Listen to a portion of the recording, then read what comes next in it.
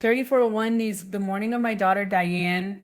Baby shower dawned gray and drizzling, which should have been my first warning. I stood at my kitchen window, watching the rain streak down the glass, and tried to summon the enthusiasm expected of a soon to be grandmother. At 58, I'd raised three children, mostly on my own after my husband, Robert, left when the youngest was barely 12. 35 years of sacrifice, of putting their needs before mine, of saying yes when I should have said no. My house, a modest three-bedroom ranch I'd bought with my settlement money and 20 years of mortgage payments, had become the family's unofficial headquarters. Diane, now 35 and pregnant with her second child, had been living here for 8 months with her husband Dan Reed and their 4-year-old son. My son, Lloyd Smith, 28, had moved back in after his divorce 6 months ago, bringing his moody silences and unpaid debts. Only my youngest, Beverly Bono, 26, had managed to stay independent. Though she visited frequently enough to raid my refrigerator and borrow money she never repaid. The shower was Diane's idea, of course. Mom, it'll be so convenient having it here, she'd said, as if convenience was the only factor that mattered.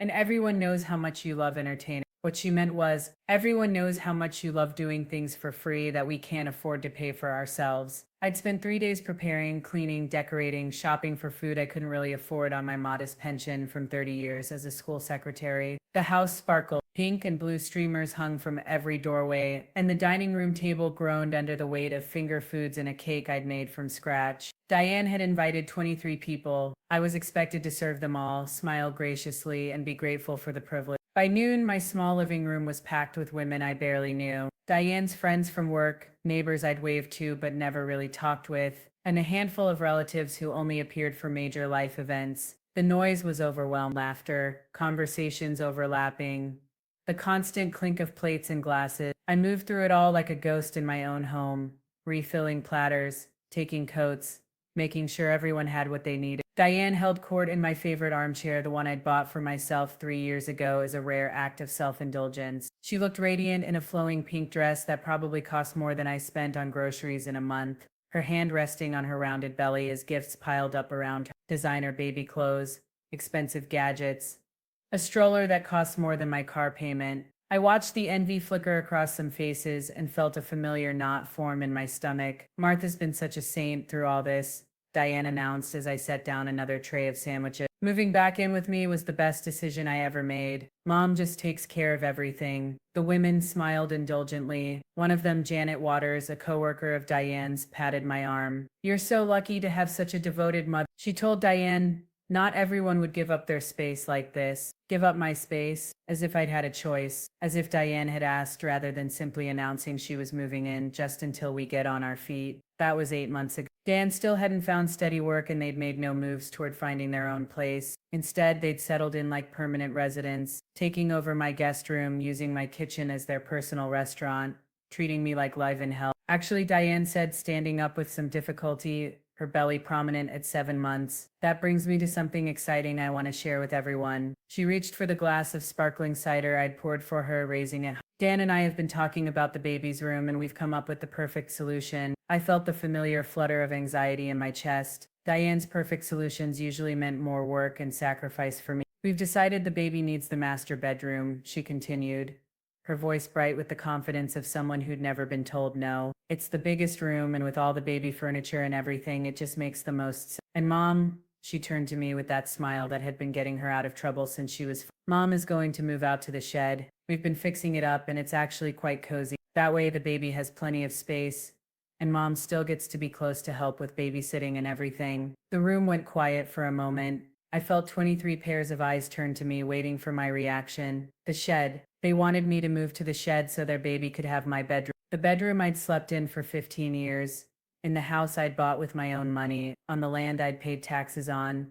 Surrounded by the furniture I'd chosen. And the memories I'd made. "What do you think, Mom?" Diane prompted, that expectant smile still plastered on her face. "Isn't it perfect?" I thought about the shed. 8 by 10 feet with bare walls and a concrete floor. Dan had installed electricity last month, claiming he needed a workshop.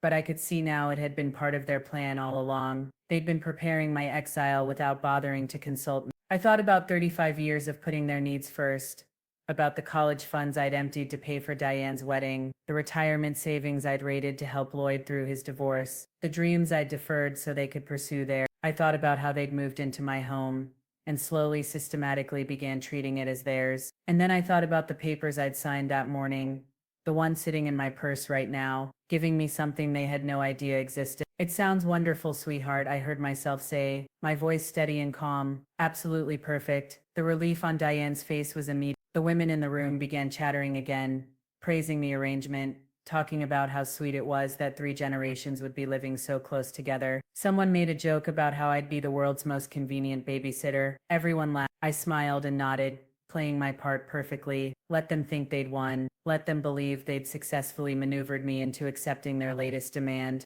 They had no idea that the game had already changed, that the rules they'd been playing by no longer applied. They wanted to put me in the shed. By evening, they'd learned that the shed was all they had left. The last guest left at 4:30, and the house fell into that peculiar silence that follows forced celebration. I stood in my kitchen surveying the wreckage, dirty plates stacked on every surface, pink and blue streamers hanging limp and forgotten, the lingering smell of too many perfumes, and the sticky sweetness of spilled punch. Diane had retreated to her room for a nap, claiming the excitement had exhausted her. Dan had disappeared somewhere with Lloyd, probably to celebrate their successful manipulation of the old woman. I began cleaning methodically, the way I'd done everything load the dishwasher, wipe down the counters, put away the leftover food that would feed my ungrateful family for the next 3 days. My movements were automatic muscle memory, from decades of being the woman who cleaned up after everyone else's messes. But this time was different. This time I wasn't cleaning out of obligation or maternal duty. I was cleaning because I wanted to leave my house, my former house, exactly as it should be remembered, spotless, perfect, the way it had been when I'd sacrificed everything to make it a home for people who saw it as nothing more than free room and board. As I scrubbed the last plate, I let my mind drift back to that morning, to the meeting that had changed everything. 3 weeks ago, I'd received a call from Margaret Todd Whitman, a real estate attorney I'd known peripherally through church. She'd represented me during my divorce years ago, and we'd stayed in loose contact ever since. Martha, she'd said, her voice carefully professional, I have a rather unusual proposition for you. Are you familiar with the Riverside Valley Railroad Restoration Project? I wasn't, but I'd listened as she explained. A private consortium was buying properties along abandoned railway lines throughout the Midwest with plans to restore vintage train roads for luxury tourism. They needed houses at strategic points, comfortable, well-maintained homes that could serve as overnight stops for wealthy travelers wanting an authentic small-town experience. The pay was extraordinary, $25,000 for a 6-month lease,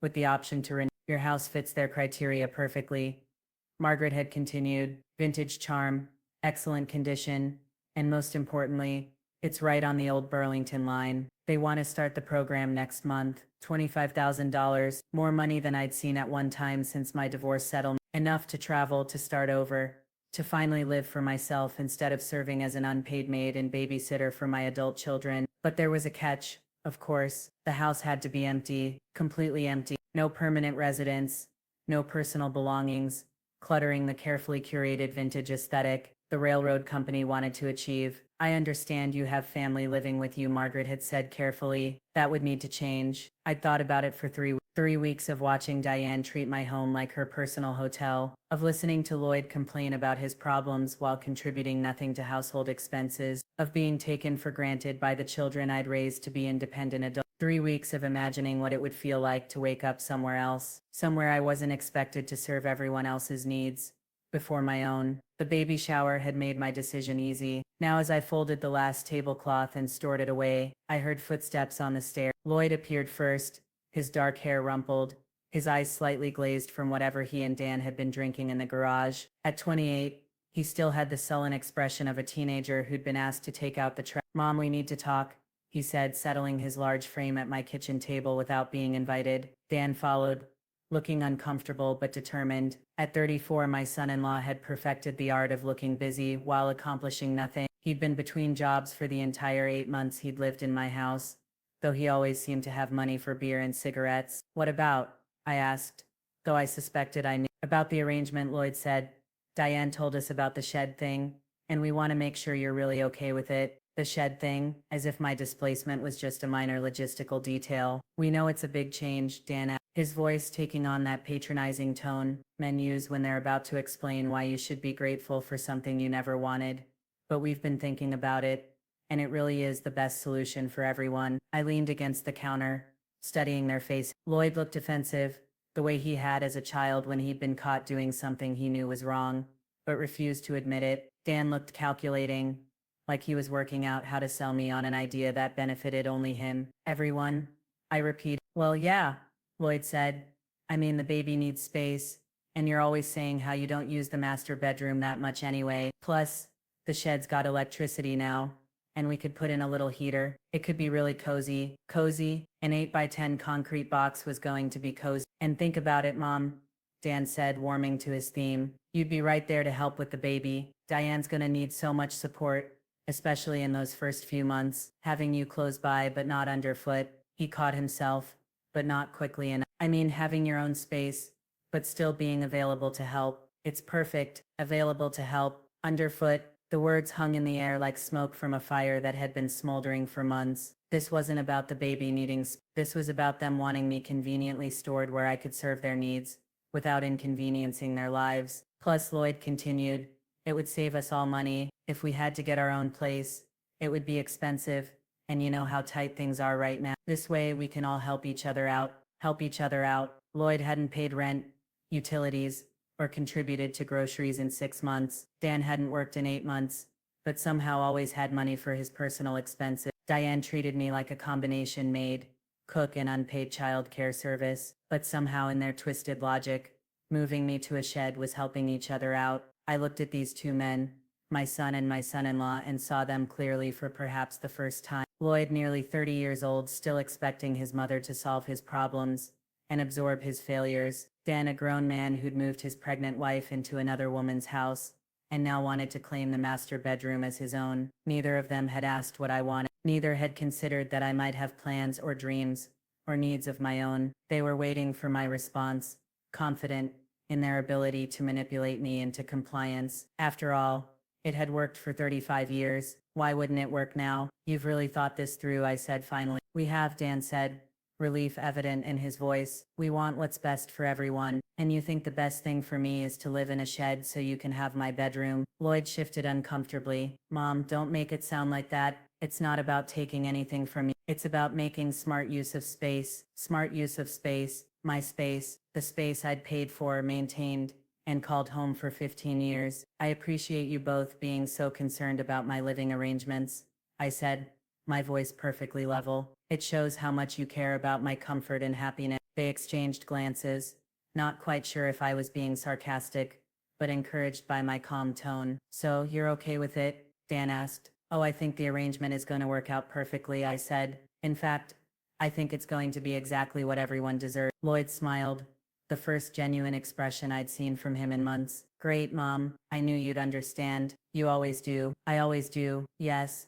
I suppose I always had understood. I'd understood when they moved in temporarily and made themselves permanent residents. I'd understood when they ate my food, used my utilities, and treated my home like their personal hotel. I'd understood when they made plans for my life without consulting me, when they decided my needs were less important than their convenience. But understanding and accepting are two different things. And today finally I'd stopped accepting. When were you planning to make this transition? I asked. Well, Dan said, we were thinking maybe next weekend. That would give us time to move the furniture around, get the baby's room set up properly. Next weekend. They'd already planned it all out, down to the timeline for my exile. That sounds perfect, I said. Absolutely perfect time. And it was because next weekend they were going to learn that the shed wasn't the only surprise waiting for them. Next weekend they were going to discover what it felt like when the person they'd taken for granted finally stopped taking care of them. Next weekend the real game would begin. The week that followed, the baby shower passed in a blur of barely contained anticipation. I moved through my daily routines with the precision of someone following a carefully orchestrated plan. Each morning, I woke before dawn and sat at my kitchen table with my coffee, watching the sun rise over the property that would soon no longer be my problem. Each evening I listened to my family make their plans for my displacement, with the detached interest of someone watching actors rehearse a play. Diane spent her days nesting with manic intensity, ordering furniture online with money she didn't have, planning the nursery down to the last decorative detail. She'd commandeered my dining room table as her headquarters, spreading out paint samples and fabric swatches, like a general planning a military campaign. Mom, what do you think of this? She'd ask, showing me pictures on her laptop of furniture that cost more than I spent on groceries in 3 months. Dan thinks the white one is too plain, but I love how clean it looks. I'd nod and make appropriate sounds of approval, all while calculating how much debt they were accumulating. The credit card statements that came in Dan's name, but were delivered to my address, told the real story. $15,000 in the last 6 months. Baby gear, restaurant meals, entertainment, clothes, all charged against a future income that existed only in Dan's increasingly desperate fantasies about landing the perfect job. Lloyd had thrown himself into the shed renovation with the enthusiasm of someone who'd finally found a project that benefited him directly. He'd installed insulation, painted the walls a cheerful yellow that was supposed to make the concrete box feel homey, and even put in a small window. Every improvement was presented to me like a gift I should be grateful for. "Look, Mom, I found this little electric heater at a garage sale," he'd announced on Wednesday, carrying in an ancient space heater that looked like a fire hazard waiting to happen. "It'll keep you nice and warm out there, nice and warm in my 8x10 prison." I thanked him appropriately and made a mental note to add the heater to the list of things that would soon be someone else's problem. Dan had begun treating the house like his personal domain, rearranging furniture to suit his preferences, claiming the best parking spot in the driveway, even hanging his jacket on the hook by the front door that had been mine for 15 small gestures of ownership that made his intentions clear. This was his house now, and I was just a temporary inconvenience to be managed. The most revealing moment came on Thursday evening. I was making dinner as always when Dan strolled into the kitchen and opened the refrigerator like he owned it. "Martha," he said, not bothering to look at me as he grabbed a beer, "Diane and I were talking, and we think it might be better if you ate your meals out in the shed once we get everything set up, to give us some family time. And the baby's going to need quiet during feeding times." Family time. I wasn't family apparently. I was the hired help who'd been promoted to live-in shed dweller. "That sounds very considerate," I said, stirring the pasta sauce that would feed all of them. "I wouldn't want to intrude on your family time." He looked at me then, and I saw something flicker across his face, surprised maybe that I'd agreed so easily. For just a moment, he seemed to question whether this was all going too smoothly, but the moment passed, and his natural arrogance reasserted itself. "Great, I'm glad you understand." Diane was worried you might take it the wrong way. Take it the wrong way, as if there was a right way to be told you were being exiled from your own kitchen table. But the most illuminating conversation happened on Friday morning. I was folding their laundry naturally, when I overheard Diane on the phone with someone, her voice carrying clearly through the thin walls. "No, she's being completely reasonable about it," Diane was saying. I was worried she might get all emotional and difficult, but she's actually excited about having her own space. She keeps talking about how cozy it's going to be." I'd never said any such thing, but Diane had apparently decided that's what I felt. "Dan thinks we should probably start charging her rent once everything settles down," she continued. She'll still have electricity and water, and will be maintaining the property. It's only fair that she contributes something. Charge me rent to live in a shed on property I own. The best part is, she'll still be available for babysitting whenever we need her, but we won't have to worry about her opinions on how we raise the kids. Win-win, right? Win-win. Available for babysitting, but dismissed from decision. It was a perfect summary of how they saw me, a useful appliance to be stored appropriately when not in active use. I finished folding their clothes with mechanical precision, thinking about the phone call I'd made that morning to Margaret Todd Whitman. "Everything's confirmed," Margaret had told me. "The railroad company is thrilled with the property. The lease begins Monday morning, and they'll have a crew here Sunday evening to stage the house. You'll need everyone out by 6:00 p.m. Sunday, 2 days away. 2 days before my family's carefully laid plans would collide with reality. And Martha," Margaret had added, "I want you to know this is exactly the kind of fresh start you deserve. You've spent enough years taking care of everyone else." Everyone else? Yes, I had. That afternoon, Lloyd cornered me in the kitchen, with the excited energy of someone about to share good news. "Mom, I've got it all figured out," he said, pulling out his phone to show me pictures he'd taken of the shed. "Look, we set up the bed right here, and there's room for a little dresser by the window. And see this corner? Perfect spot for a mini fridge. So, you won't have to come into the house for snacks and stuff. Won't have to come into the house, my house, for food from my refrigerator that I'd paid for. It's really gonna be perfect," he continued. "Your own little apartment practically. And hey, think of all the money you'll save on utilities. Only heating that small space instead of this whole house. All the money I'd save, as if my financial situation was somehow going to improve by being relegated to a concrete box while they enjoyed the comfort I'd worked 30 years to create." "Lloyd," I said carefully. Have you and Diane and Dan given any thought to what happens if this arrangement doesn't work out? He looked confused. What do you mean? I mean, what if I decide I don't want to live in the shed? What if I want to make other arrangements? His face went through several expressions: confusion, surprise, and finally something that looked almost like panic. But Mom, where would you go? And what about us? I mean, we can't afford rent somewhere else right now, and Diane needs to be settled before the baby comes. You wouldn't just leave us hanging, would you? Leave them hanging. The phrase was rich with unintentional irony. They could push me into a shed, charge me rent to live on my own property, and exclude me from my own kitchen, but the idea that I might have my own plans was apparently inconceivable. I'm just asking hypothetically, I said, planning for all possibilities. Well, hypothetically, Lloyd said, his voice taking on that edge it got when he felt threatened. I think you'd have a hard time finding anything as good as this arrangement. I mean, you're getting older, Mom. It's not like you have a lot of options. Getting older, not a lot of options. At 58, I was apparently over the hill and ready for the shed. You're probably right, I said. This is probably the best I can hope for. Relief flooded his face. Exactly. And hey, it's gonna be great having 3 generations all living together. The baby's gonna love having grandma so close by, so conveniently available, so easily controlled. That evening, as I prepared what would be my last dinner in my own kitchen, for people who decided I no longer deserved to eat at my own table, I felt a satisfaction deeper than anything I'd experienced in years. They'd made their plans so carefully, considered every angle except the one that mattered most.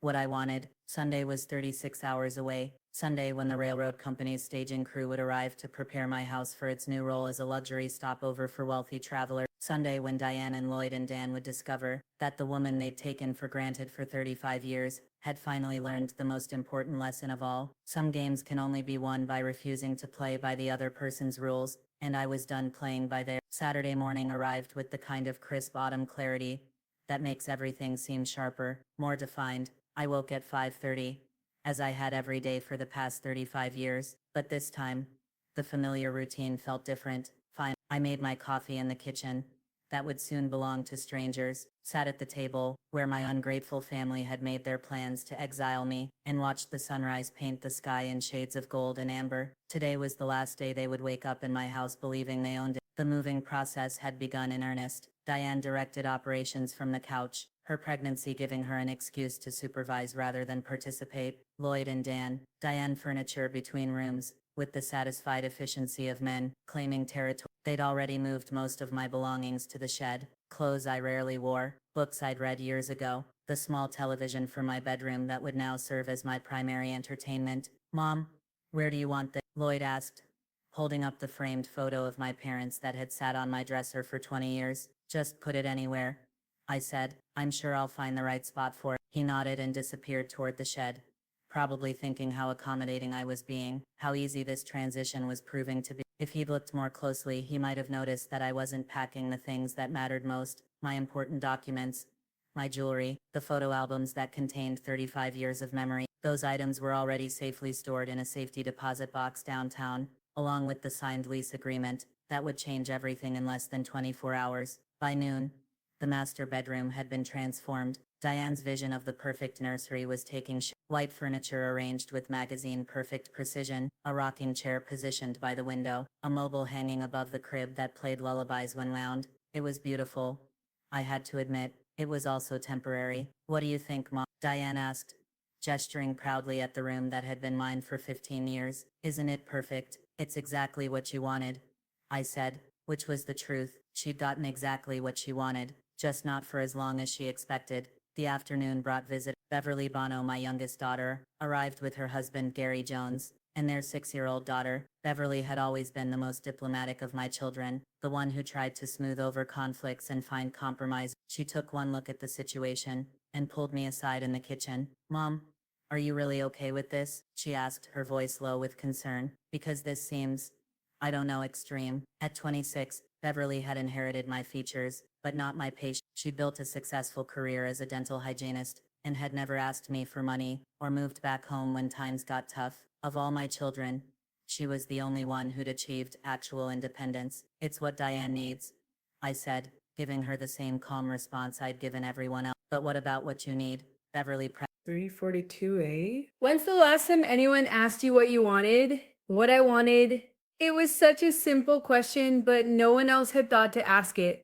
For a moment, I felt a flicker of something that might have been regret, not for what I was about to do, but for the fact that it was necessary. Beverly was different from her siblings. She might have tried to find a better solution if she'd known what was coming, but it was too late for better solutions. The damage had been done over months and years of small cruelties, thoughtless demands, and entitled assumptions. One conversation with Beverly couldn't undo 35 years of being taken for granted. I want what's best for everyone, I said finally, and sometimes what's best isn't what people expect. Beverly studied my face with the sharp attention she'd inherited from her father. For a moment, I thought she might push further, might ask the questions that could unravel everything. But Diane called from the living room, wanting Beverly to see the nursery, and the moment passed.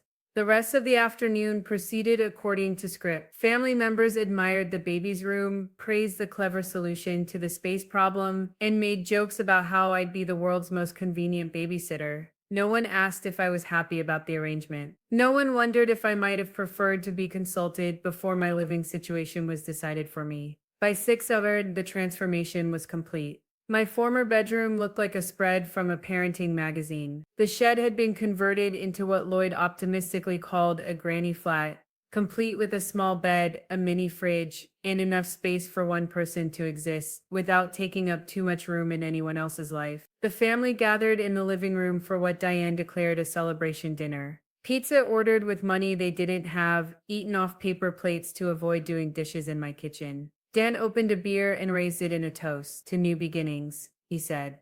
Into having everything work out perfectly for everyone. Everyone echoed the toast. I smiled and nodded, playing my part one last time. Actually, I said, standing up with my glass of water, I have something I'd like to say. The room fell quiet. Lloyd looked vaguely nervous, probably wondering if I was about to get emotional and make things awkward. Diane smiled expectantly, no doubt anticipating a speech about how grateful I was for their thoughtful solution to the space problem. I want to thank you all, I began, my voice steady and clear, for teaching me such valuable lessons about family. Nods and smiles around the room. This was going exactly as they expected. You've taught me that sacrifice is only meaningful when it's voluntary. That generosity stops being a virtue when it's taken for granted. And most importantly, that love without respect isn't love at all. It's just exploitation with better marketing. The smiles began to fade. Lloyd and Dan exchanged glances. Diane shifted uncomfortably on the couch. You've also taught me that when people show you who they really are, you should believe them. And over the past 8 months, you've shown me exactly who you are. Mom, Lloyd said, his voice carrying a warning. What are you getting at? I'm getting at the fact that tomorrow morning you're all going to need to find somewhere else to live. The silence that followed was profound. Beverly's husband, Gary, looked confused, clearly missing contact. Beverly herself had gone very still, her eyes fixed on my face with growing understanding. Diane's mouth opened and closed like a fish out of water. What do you mean? Dan asked, his voice careful and controlled. I mean that as of 8 tomorrow morning, this house will be occupied by representatives of the Riverside Valley Railroad Company, who will be preparing it for its new role as a luxury accommodation for train travelers. You have until 6 p.m. tomorrow to remove yourselves and all your belongings. The explosion of voices was immediate and overlapping. You can't do that. Diane's voice rose to a near shriek. I'm 7 months pregnant. Where are we supposed to go, Mom? What the hell are you talking about? Lloyd was on his feet, his face flushed with anger. You can't just kick us out. We live here. No, I said calmly. You've been staying here. There's a difference, though. I understand why you might be confused about that. Dan's voice cut through the chaos, cold and calculating. You're bluffing. You wouldn't do this to your own daughter. Not when she's pregnant. I reached into my purse and pulled out the folded contract, holding it up so they could all see it. 6-month lease, renewable option, $25,000 paid in advance. The railroad company took possession of the property at midnight last night. Legally, you're all trespassing. Diane began to cry. Not the quiet tears of genuine emotion, but the dramatic sobs she'd used to manipulate people since childhood. How could you do this to me, to your grandchild? The same way you could decide to move me into a shed without asking my opinion. The same way you could plan to charge me rent to live on my own property. the same way you could exclude me from my own kitchen table. I learned from the best. Lloyd's anger was building towards something dangerous. I could see it in the set of his shoulders, the clenched fists at his side. You can't do this, Mom. I won't let you. You won't let me. I laughed, and the sound surprised even me, cold and sharp as breaking glass. Lloyd, you're a 28-year-old man who hasn't paid rent or utilities in 6 months. What exactly are you going to do to stop me? Beverly finally spoke, her voice quiet but clear. Mom, is this really what you want? I looked at her, the only one of my children who'd asked what I wanted instead of telling me what I should accept. What I wanted was to be treated with respect in my own home. What I wanted was to be consulted before my life was rearranged, for other people's convenience. What I wanted was to feel like a mother instead of an unpaid servant. But since none of that seemed possible, yes, this is what I want. The house fell silent, except for Diane's continued sobbing. Outside, the sun was setting on the last day my family would take me for granted. Tomorrow, they would learn what the world looked like without the safety net they'd never appreciated. Tomorrow, the real consequences would begin. Sunday morning dawned gray and cold, with the kind of bitter wind that cuts through even the warmest jacket. I woke in my motel room across town at exactly 5:30, my internal clock unchanged, despite sleeping in an unfamiliar bed. Through the thin walls, I could hear the sounds of other people's lives, a television playing morning news, a shower running, the distant hum of highway traffic, anonymous sounds from anonymous people who didn't know or care about the drama unfolding. I'd left the house Saturday night, after delivering my ultimatum, driving away, while my family stood in the living room, trying to process what had just happened. I hadn't looked back. There was nothing left to see that I hadn't already witnessed. The shocked faces, the disbelief, the slow dawning realization that the woman they'd taken for granted had finally reached her limit. My phone had been ringing since 7:00 p.m. Saturday, 15 missed calls from Lloyd, 12 from Diane, 8 from Dan. I turned it off after the first hour. Whatever they had to say, I'd heard it all before in different variations over the past 35 years. Apologies that were really accusations, promises that were really manipulation, attempts to make me feel guilty for finally putting my own needs first. At 8, I drove to Margaret Todd Whitman's office to finalize the paperwork. She greeted me with coffee and a satisfied smile. How do you feel? She asked as I signed the last document, officially transferring temporary control of my property to the railroad company. Later, I said, and realized it was true. For the first time in decades, I wasn't responsible for anyone else's problems. I wasn't expected to solve anyone else's crisis. I wasn't required to sacrifice my comfort for someone else's convenience. The railroad company is thrilled with the property, Margaret continued. They're planning to feature it prominently in their marketing materials. Authentic Midwestern home, perfectly preserved. They've even asked if they can interview you about the house's history for their promotional video. I almost laughed if they only knew the real history. 35 years of slowly losing myself to other people's needs and demands. But that story was ending. Today marked the beginning of something entirely new. At 10:00 a.m., I drove past my former house. The railroad company's staging crew had arrived promptly at 8, and the transformation was already underway. Professional movers, Diane furniture out to a waiting truck. Interior designers consulted clipboards and pointed at windows. A photographer documented every room for the company's promotional materials. I parked across the street and watched strangers take possession of the space I'd called home for 15 years. It should have felt like a loss, but it did. It felt like watching someone else clean up a mess I was tired of dealing with.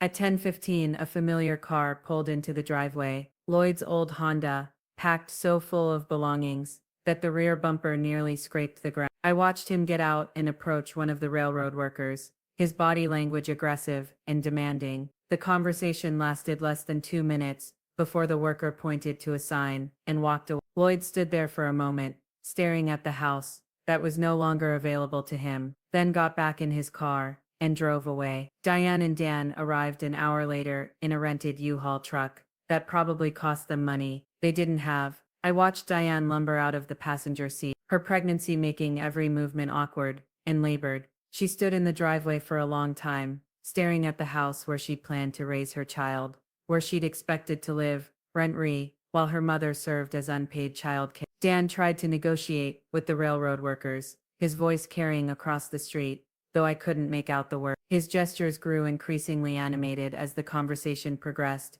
and I could see the moment when he realized that no amount of charm or argumentation was going to change the situation. Money talks louder than manipulation, and the railroad company had paid for exclusive access to the property. They loaded their belongings into the truck with mechanical efficiency, their movements sharp with suppressed anger. No one looked toward the shed where they'd planned to store me. No one seemed to consider what had happened to the woman they'd displaced from her own bedroom. They were too busy dealing with the consequences of their own choices to spare a thought for mine. Beverly arrived as they were finishing, driving up in her sensible sedan with her husband and daughter. She got out slowly, surveying the scene with the analytical eye that had served her well in her career. Unlike her siblings, she didn't try to argue with the railroad workers or demand explanations. She simply helped load the last few boxes and hugged Diane goodbye. As the U-Haul pulled away, Beverly stood alone in the driveway, looking up at the house. Then she turned and looked directly at me,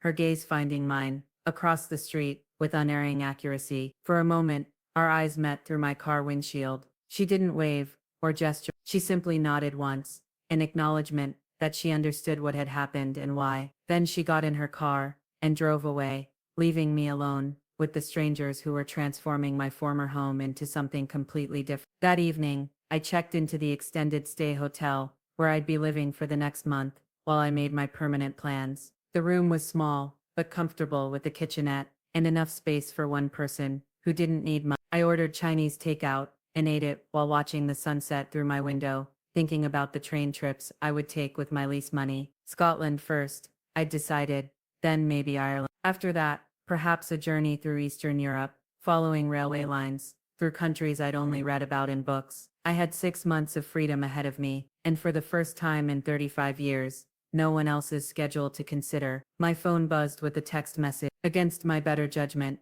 I looked at it. Mom, we're staying at the Riverside Inn until we figure things out. Room 207. Diane needs to see a doctor about stress affecting the baby. We need to talk. Lloyd. I stared at the message for a long moment, then deleted it without responding. There was nothing to talk about. They'd made their choices, and now they were living with the consequences. The stress affecting Diane's baby was the same stress she'd been happy to inflict on me when she decided I should live in a shed. The urgency of their housing situation was the same urgency they'd dismissed when they assumed I had no other options. The Riverside Inn charged $80 a night with 3 adults needing accommodation. Their credit cards were already maxed out from baby purchases, and 8 months of treating my house like a free hotel. By my calculations, they had maybe a week before they'd be forced to make the kinds of difficult decisions I'd been making alone for decades. Lloyd would probably move back in with his ex-wife, swallowing his pride long enough to secure a roof over his head. Diane and Dan